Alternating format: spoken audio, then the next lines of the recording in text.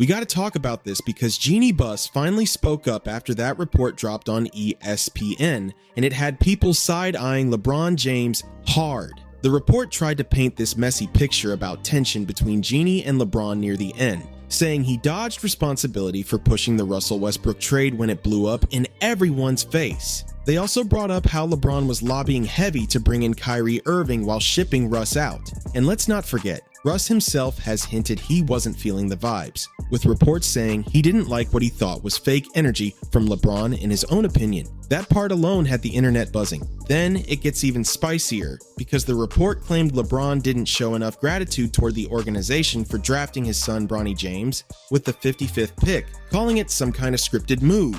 That accusation didn't sit right with a lot of people, especially knowing how symbolic that moment was for the franchise. So Jeanie Buss stepped in and addressed it directly in a conversation with Sam Amick from The Athletic, and her statement was clear. She said, "It's really not right, given all the great things LeBron has done for the Lakers, that he has to be pulled into my family drama to say that it wasn't appreciated. It is just not true and completely unfair to him." That's her standing on business, no hesitation. After that, Shannon Sharpe jumped into the mix, and his response added another layer to this whole situation. You didn't gotta recruit me.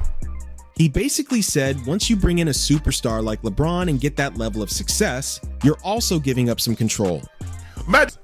And whatever follows comes with that choice. Shannon broke it down even further, saying LeBron was always going to want real talent around him, especially after leaving Cleveland. He mentioned guys like Lonzo Ball, Julius Randle, and Brandon Ingram, pointing out they all became solid players later on.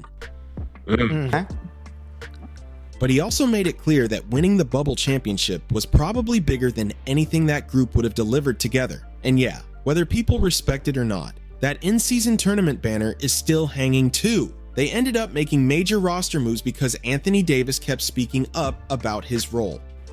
He wanted to play power forward, but the team kept pushing him to play center, and that tension didn't just disappear overnight. When Luka Doncic became available after his finals run, that was a swing you had to take, no hesitation. And let's be real, none of those doors even open without LeBron James being in the building. On that part, I actually agree with Shannon Sharpe. One thing Shannon brought up was Kobe's final years, but that comparison doesn't really hold weight like people think. You think Kobe Bryant is a different kind of Laker in the eyes of that franchise. LeBron came to LA later in his career, and no matter how great he's been, he's not viewed through the same emotional lens as Kobe. So you can't treat those situations like twins.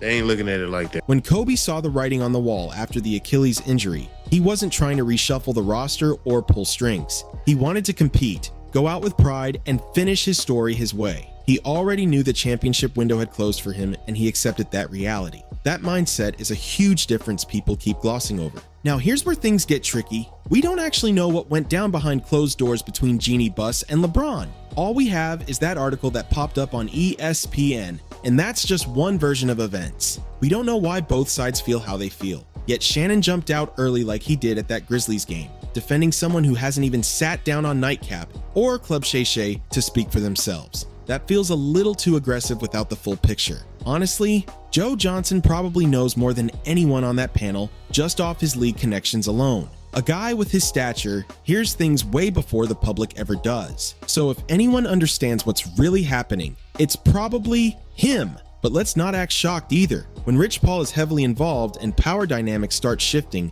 clashes are inevitable. Funny thing is, we didn't start hearing all this noise until Rich Paul came into the season saying LeBron still wants to compete for a championship.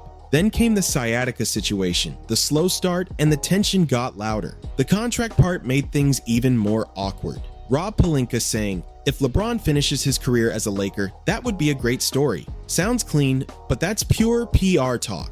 Translation: no extension on the table right now. No promises made. At the end of the day, LeBron only did what the organization allowed him to do. That's the deal when you bring in a player of his magnitude. Yeah, LA also lined up with his business moves and movie plans, but that doesn't erase the fact that the Lakers needed him badly at the time. He gave them relevance, banners, and a superstar jolt when they were starving for one. Now he's 41, still out there defying logic. Let's be honest, part of the front office probably didn't expect him to last this long. Some thought once he broke the scoring record, he'd ride off quietly. Instead, people are saying he's pushing that record even further out of reach. Maybe even more than chasing another ring. Whether that's true or not, it adds another layer to this already complicated situation. No doubt about it, LeBron James was still hooping at a high level when he first landed with the Los Angeles Lakers. But now, it really feels like this era is reaching its natural end and the torch needs to move to the next wave. I'll be real though, I'm still not fully sold on Luka Doncic being that guy long term, but that's a whole different convo for another day. Let me know what you think down in the comments. Don't forget to like and subscribe, and I'll see you on the next one.